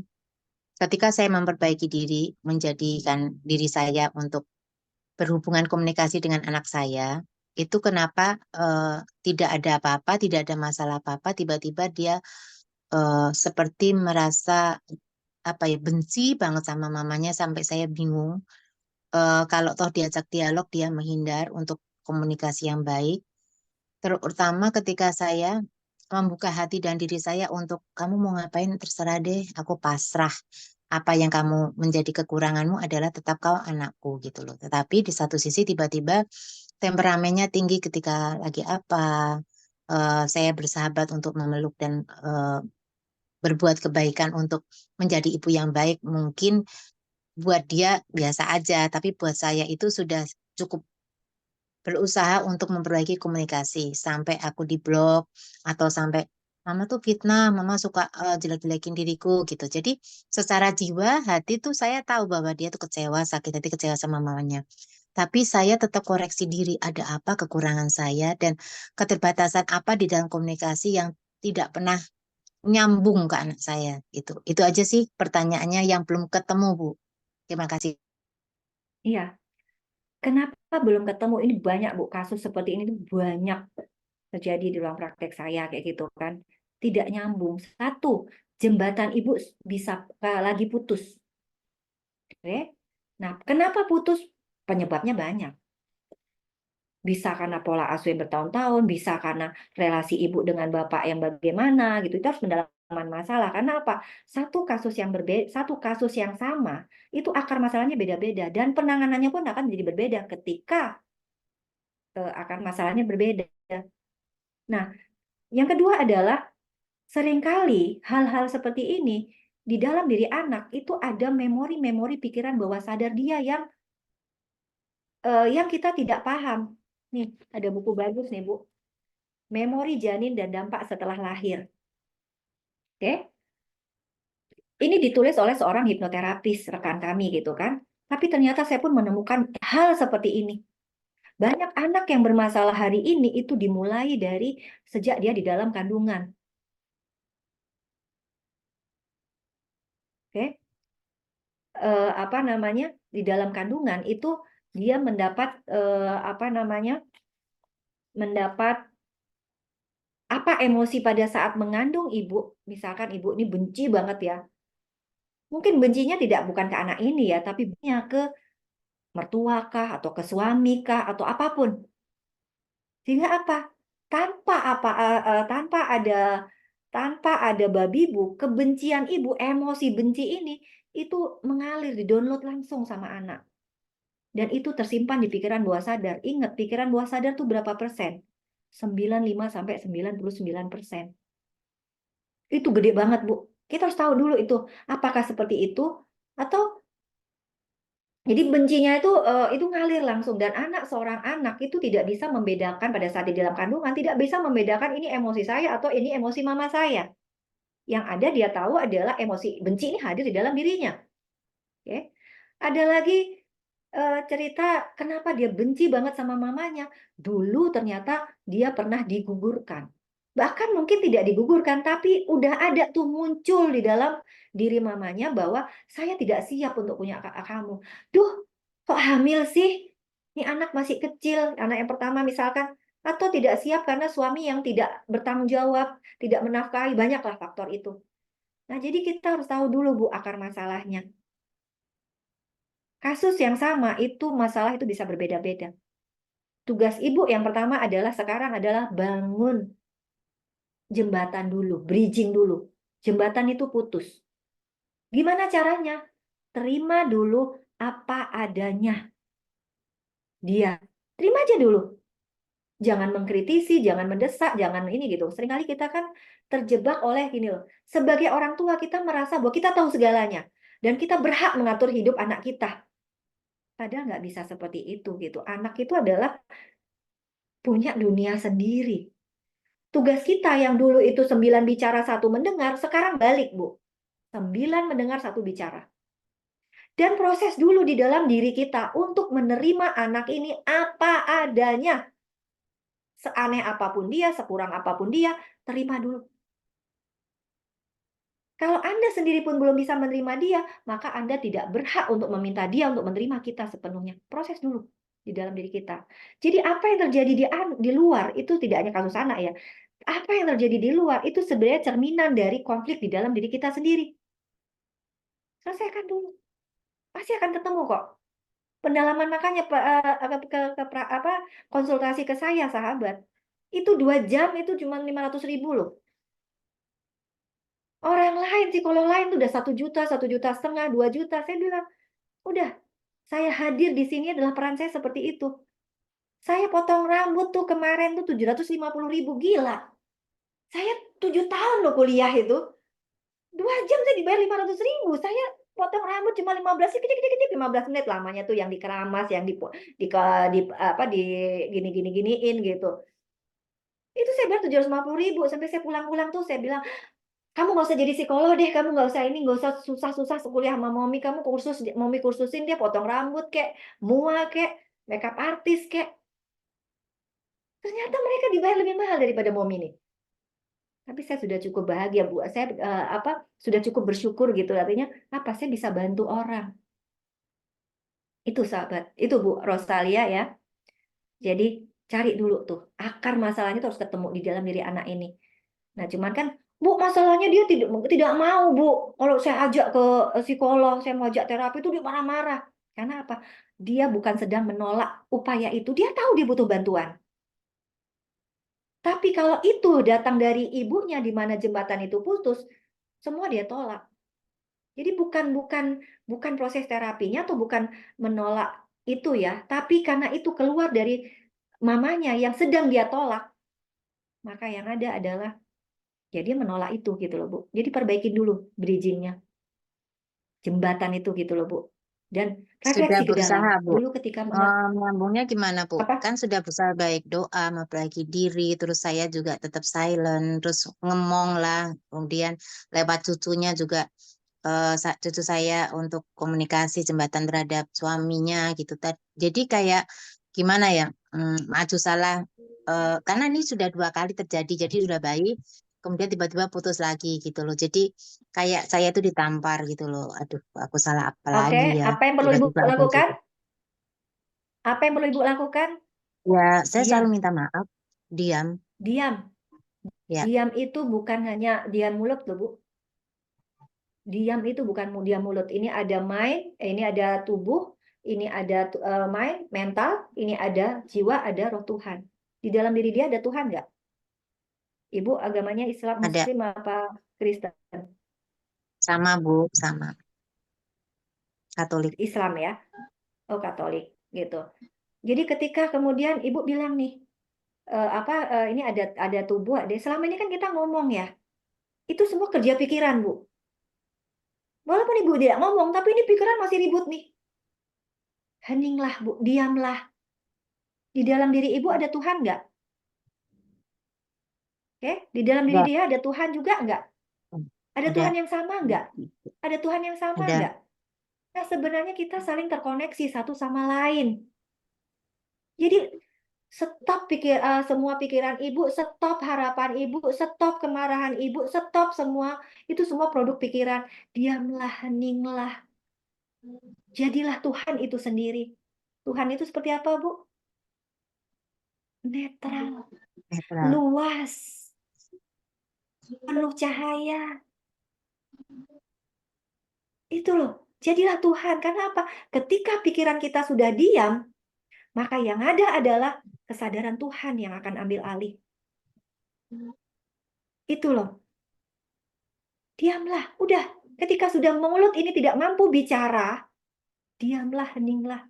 Tuhan, pahamkan saya. Saya harus bagaimana? Itu akan ada jawabannya, Bu. Oke? Baik, Bu. Terima Cari kasih. itu. Saya mengerti. Thank you. Makanya disitulah kemudian kita ada kelas misalkan kayak coaching online kayak gitu itu untuk membantu sahabat-sahabat semua yang jauh-jauh yang tidak bisa datang ke tempat saya atau kendala soal biaya itu bisa dicicil. Itu programnya sebulan dan bahkan free receipt seumur hidup. Bayangin mana ada program bayar 1,5 juta udah termasuk pendalaman masalah 2 jam gini secara private. Kemudian dilanjutkan dengan materi, setiap hari ketemu saya, kita meditasi bareng, kita hening bareng. Di situ akan muncul tuh jawaban-jawaban di dalam diri. Itu, silakan kalau mau tuh sama Bu Ati itu untuk daftar. Siap, Bu. Terima kasih. Oke, Bu. Ada lagi, sahabat?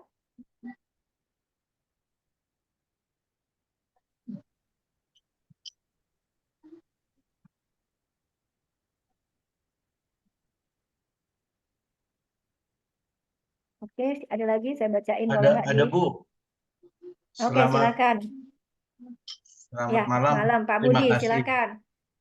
Ya, judul dari Zoom ini kan selingkuh ya Bu ya. Kemudian solusinya Ibu langsung ke final gitu ya. Di final itu adalah mau terus, tetapi kalau Anda nggak sanggup, putus gitu kan? Iya nggak? Kan Ya, tadi Pak. jalannya finalnya itu adalah mau pilih yang kiri atau kanan gitu kan? Nah, maksud saya di sini perjalanan proses ke arah sana katakanlah tidak bisa langsung ya. Nah, langkah-langkah awal yang bisa dilakukan itu apa? Nah, sebelum ke pilihan terakhir tadi. Nah, Ibu belum memberikan wacana ke arah sana. Mohon Itu bukan final malah Pak, justru awal. Anda harus tentukan dulu awal. langkah itu. Itu justru awal. Anda harus tentukan, harus pilih jalan itu. Apakah jalan mau terus, apakah jalan putus. Nah, ketika jalan terus, di situ pasti kita akan memperbaiki diri. Karena apa? Kita sudah berhenti menyalahkan dia. Namanya menerima. Menerima sudah tadi saya katakan, menerima itu sudah tidak pakai syarat dan ketentuan yang berlaku. Nah, seringkali kan orang tidak mau komit dengan itu. Ngambil jalan tengah. Saya mau mau terus kalau dia begini, pakai syarat dan ketentuan berlaku. Kalau dia mau berubah, kalau dia mau minta maaf, kalau dia sadar, kan seperti itu. Selama kita masih punya harapan-harapan seperti itu, maka yang ada kita pasti menderita dan juga membuat dia menderita. Udah, ambil jalan ini dulu dengan segala konsekuensinya.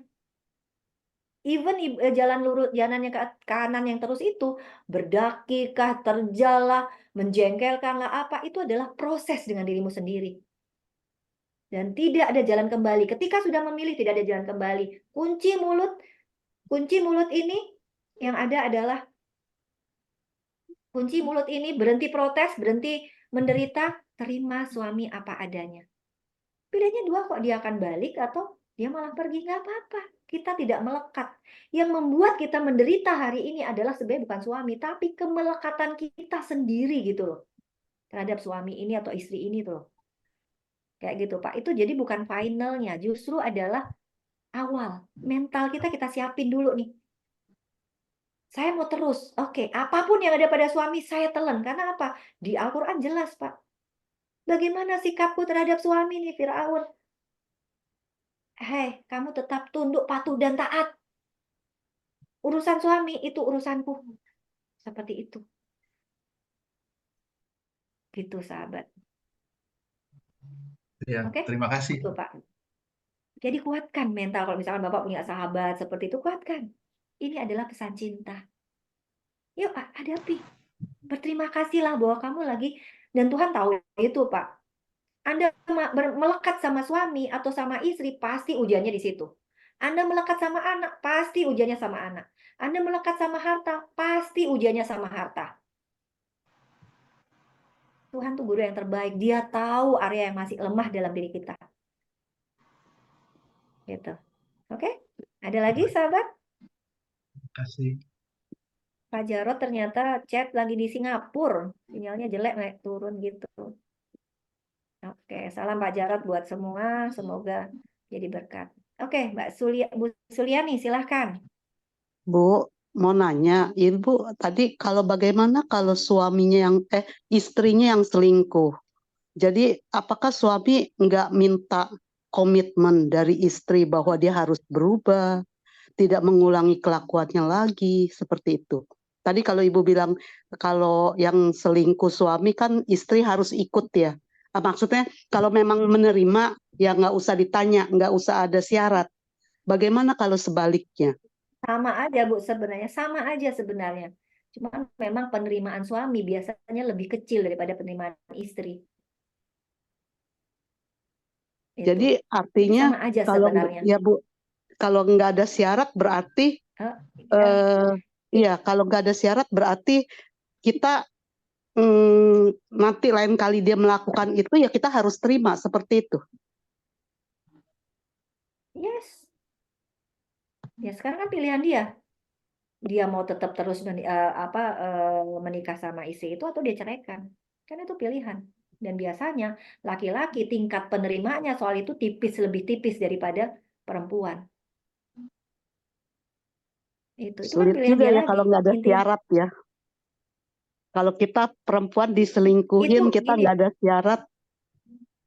Padahal kita masih mau gitu, tapi kita nggak mau diulangi lagi kejadian itu gitu loh.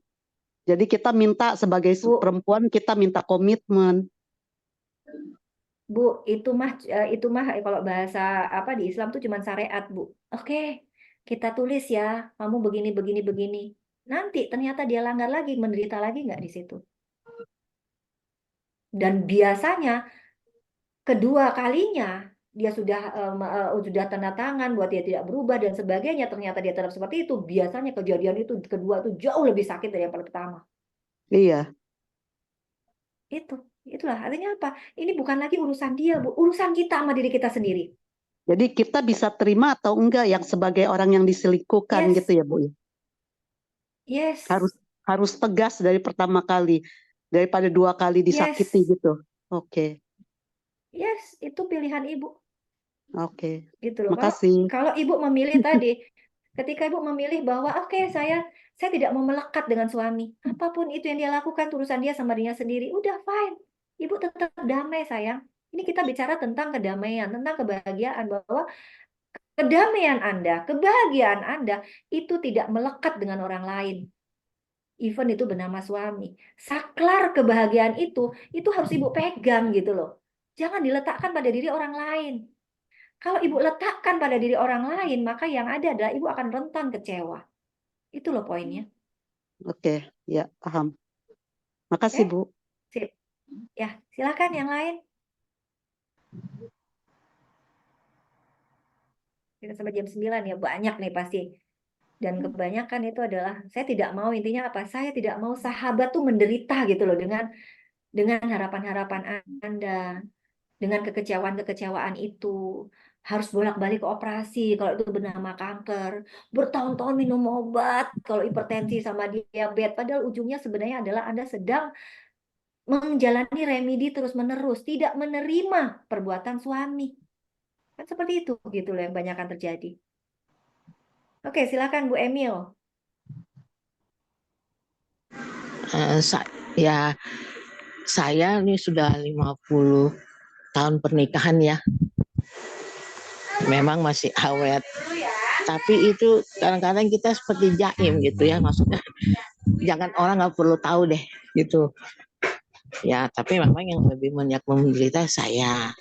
Karena ya begitu dalam rumah tangga saya cuma kasih sedikit lah kayak testimoni gitu ya. Waktu pacaran sampai pas married saya kan nggak tahu kelakuan yang benar. Tapi begitu udah married kenyataannya tuh suami saya tuh nakal. Maksudnya gini ya. Ya saya baru tahu. Tapi ya ini dilema saya gini ya. Dia habis nakal gimana?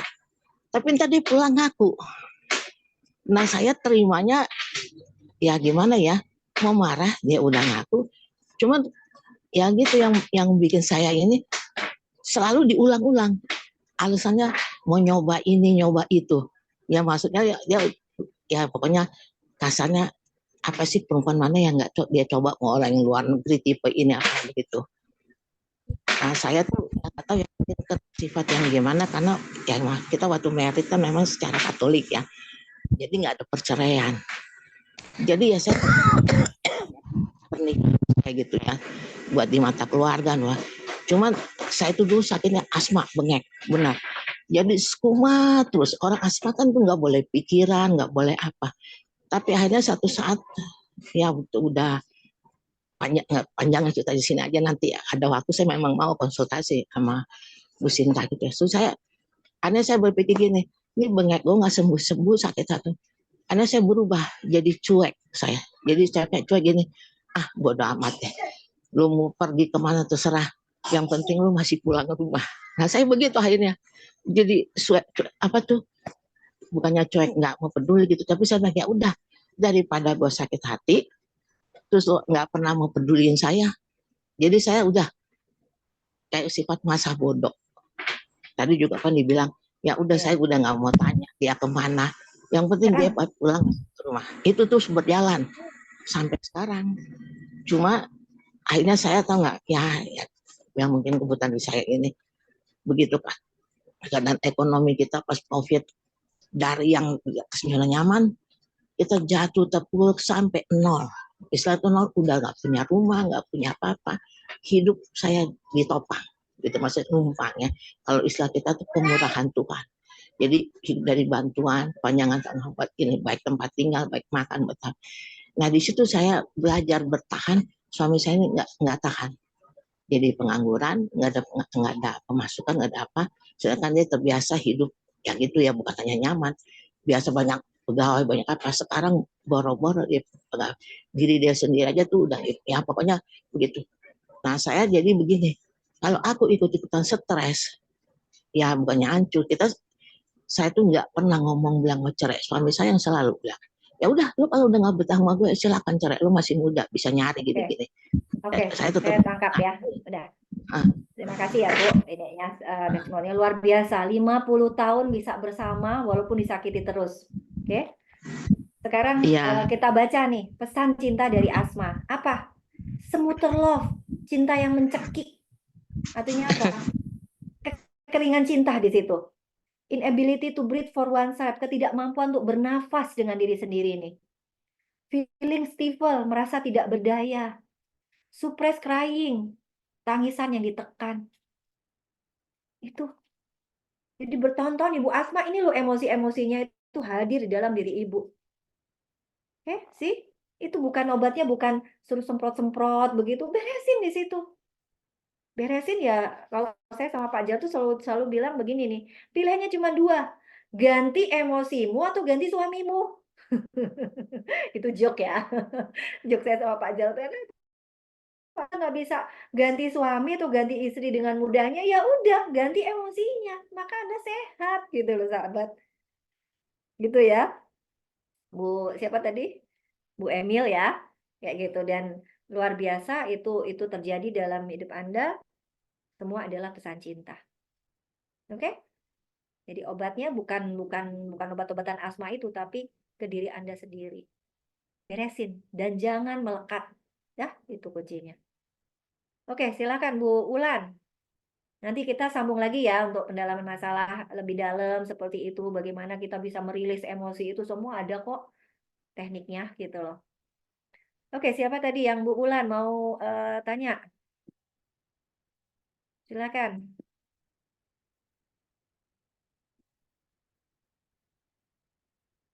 Oke, Bu Suliani tadi sempat raise hand ada? Oke, Tri Buana, silakan. Silakan, Bu Tri. Selamat malam Bu Sinta. Malam sayang. Bu, eh, saya agak cukup rajin mendengarkan ini Ibu ya gitu. Dan saya sudah mensyukuri diri saya yang diapresiasi oleh suami dan anak-anak saya bahwa saya yang sekarang adalah saya yang jauh lebih baru ya dalam arti eh, mama yang sekarang itu jauh lebih tenang, mama yang sekarang itu nggak ngomelan, nggak emosian, dan itu dibuktikan dengan saya diabetes ya, gula darah saya terkontrol selalu di bawah 150. Pakai obat nggak? Enggak, sudah 2 tahun saya Keren, ya, keren. ya Jadi selain jangan jaga bilang terkontrol saya Bu, tapi minum obat itu mah nggak terkontrol kalau mereka kan Oh, obat. no, Tapi no, kalau no, no, no. Sudah 2 tahun saya keren. sudah lepas obat ya. Selain jaga makan juga ya tadi ya, yo wis lah gitu loh ya. Saya sudah berkata yo wis lah, wis pancen ngono, siapa ke meneh gitu ya. Nah, tapi as a human being yang punya emosi ya, tentu saja Bu up and down itu masih lah gitu ya. Cuman memang saya merasa saya sudah jauh lah gitu, sudah mulai dari ngomong juga udah nggak kesusu, dulu tuh apa-apa kesusu gitu tuh menunjukkan emosi yang meledak-ledak gitu. Ya.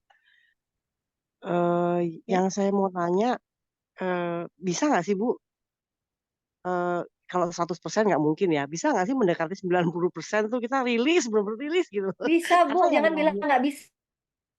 Nggak saya. bisa. Emosi itu ibarat kalau sudah sampai ke akarnya dicabut, selesai Bu. Ketika Ibu mengatakan memang nggak bisa 100% itu belief. Belief itu yang menghalangi Oke. itu menjadi terjadi. Oke. Karena Saya gini punya Mas, pengalaman, punya luka batin, punya oke, lanjut. gini Bu, kalau terhadap Terus anak-anak itu saya sudah gampang. Dulu kan ya sebagai ibu, sewajarnya ibu tuh punya harapan tinggi lah sama anak-anak gitu. Tapi ketika sekarang mereka semua alhamdulillah sudah bekerja semua, saya merasa anak-anak saya bukan milik saya. Mereka adalah milik dirinya dan milik Tuhan. Saya cuma berkewajiban menghantarkan mereka dan itu sudah selesai ketika mereka. Nah itu mudah gitu. Kalau untuk anak muda, pasangan hidup yang kadang susah. Karena kembali Nah, lagi ya itu. Bu. Ya Dan kayak Tuhan tahu itu, Bu. Ibu belum lulus di situ. Nah, ya. pasti ujiannya dari suami. Kayak gitu aja. Hmm. Karena apa? Tuhan pengen engkau pulang dalam keadaan suci, bersih. Udah Natal. Udah Fitri. Gitu sayang. Oke. Tuhan tuh guru yang terbaik. Sekarang tinggal pertanyaannya, mau pulang nggak? Mau pulang sempurna nggak? Senyum. Sekarang gini Bu, pertanyaannya saya gini loh. Eh, Kadang saya kesel gitu ya. Kalau saya urai, keselnya itu bukan saya membenci, saya justru mencintai dia gitu. Nah, ya itu atau kesalahan saya pengen dia sempurna kali ya. Apa, gimana ya? Apa ya? Tetap cari akar masalahnya. Dan saya pernah buat Zoom kayak begini. Masalah kita dengan pasangan hari ini itu 90-10. 10 itu kebanyakan itu hanya itu masalah kita sama suami sama pasangan kita tuh sebenarnya biasanya tuh hanya 10%, tapi akarnya tuh sebenarnya ada jauh di masa kecil kita. Itu loh. Ada saya pernah buat Zoom itu dan itu penelitian soheh, Bu, bahwa segala masalah rumah tangga, masalah apapun tuh itu rumusnya 90-10. Yang benar-benar masalah hari ini tuh cuma 10, tapi menjadi berat sekali itu karena ada 90 itu di masa lalu dan itu belum selesai. Tadi ibarat filosofi Sebenarnya Sensoplas tadi. sudah ketemu sih Bu. Sebenarnya sudah ketemu. Cuman saya bingung menguraikannya. Nah, itu. Jadi gini, kalau saya boleh ini ya Bu ya. Jadi gini, saya itu agak sedikit eh, apa ya, setiap kali akan melakukan hubungan itu saya ngeri sampai sekarang pun saya merasa masih agak bukan jijik ya apa ya, ada kendala gitu loh Bu. Karena dan itu setelah Oke. saya urai saya Ada itu saya pernah kecil dulu Bu, saya dilecehkan oleh pernah kena pelecehan. padi, Ya udah, oleh udah padi ketemu saya. kan. Nah, sekarang Nah, tinggal terus diberesin bagaimana kan. menguraikannya? Ya menguraikannya gimana ya Bu? Ya itu, makanya kan kita menyediakan nih sarananya nih ada camp kesembuhan holistik, sahabat, 6 hari. Itu dari pendalaman masalah, udah dapet hipnoterapi, udah include sama tadi kelas coaching dan sebagainya itu paket lengkap, Bu. Gitu loh Bu, Tri ini. Itu ada nanti tanggal 23 sampai di bulan depan tuh ada 23 sampai 20 sampai 26 6 hari itu di bulan Februari itu besok. Seperti itu. Itu camp. Camp itu paket lengkap, udah termasuk hipnoterapi, udah termasuk kelas coaching. Kalau belum ada dana seperti itu, kami ada kelas coaching. Oke, kelas coaching itu hanya 1,5 juta, tapi free seumur hidup. Ada 10 materi dalam 1 bulan. Saya bimbing tiap hari. Jadi buat saya ini adalah kelas seumur hidup karena tinggal seumur hidup Anda atau seumur hidup saya. Itu aja karena saya bimbing tiap hari kita ketemu tiap hari itu. Oke, itu. Kemudian kalau nggak dan itu bisa dicicil ini kelas yang sangat murah gitu loh. Bisa minta aja sama Bu Ati, Bu, saya mampunya sekian, besok saya sama suami itu sama tim saya itu semua sudah apa ya, sudah mendonasikan hidup saya, mendonasikan waktu saya. Kami pantang untuk nolak orang itu. Ada sampai di hadapan kami pasti kami bantu. Kalau punya duit mau ini silahkan lakukan hipnoterapi. Tapi kalau hipnoterapi harus ketemu. Makanya saya bilang saya lagi di Jakarta hari ini. Itu ada saya buat nanti seminggu sekali, seminggu apa dalam sebulan tuh seminggu saya di Jakarta. Seminggu saya di Cimahi, Bandung dan 2 minggu saya di Ciater. Itu villa nanti adalah untuk camp dan orang-orang yang mau lebih serius gitu, yang cancer, yang penyakit-penyakit berat itu ada campnya dan bisa rawat inap lanjutannya gitu loh sahabat. Silakan mau pilih yang mana sesuai dengan situasi dan kondisi Anda. Gitu Bu Tri. Ya, Iya. Makasih Bu Sinta. silakan Makasih kalau banyak. ada. Ya. Oke, diurai Bu, jangan mau menderita seumur hidup. Iya. Harus tahu Thank you. kuncinya gampang kok gitu. Iya, Tapi Bu. gampang pun kalau nggak ngerti juga ya nggak ketemu gitu. Iya. Saya terurai.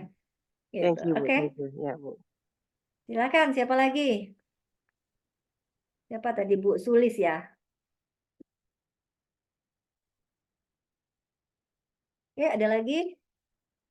Nah, jadi terakhir ya adalah buat saya yakin yang di sini hadir tidak semua orang yang diselingkuhi atau yang berselingkuh, gitu kan?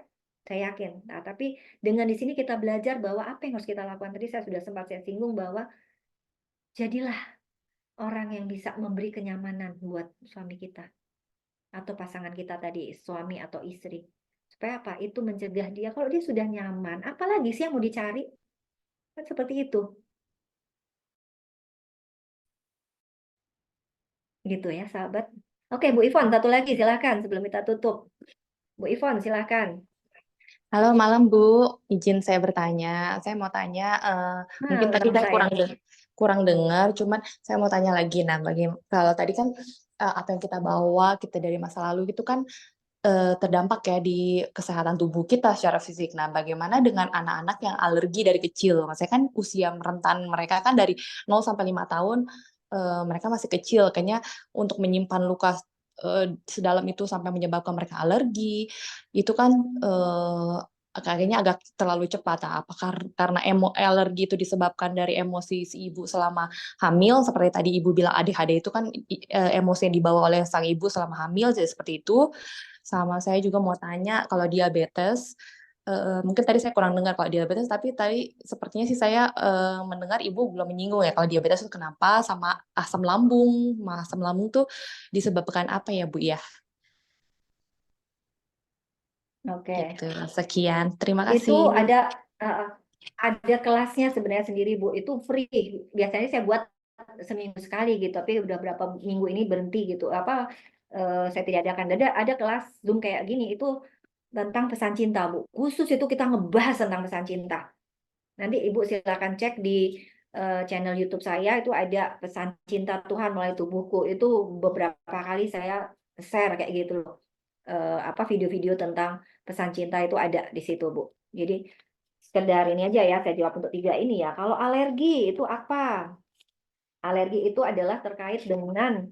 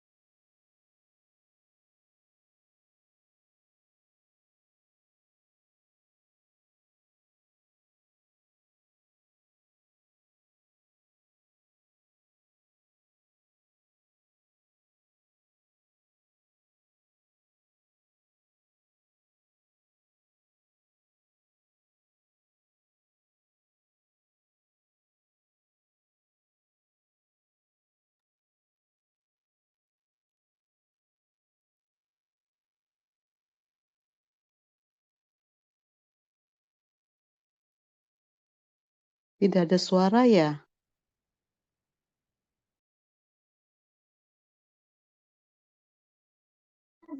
Sebentar ya, sahabat, sepertinya Bu Sinta sedang terlempar oleh Zoom. Sebentar ya.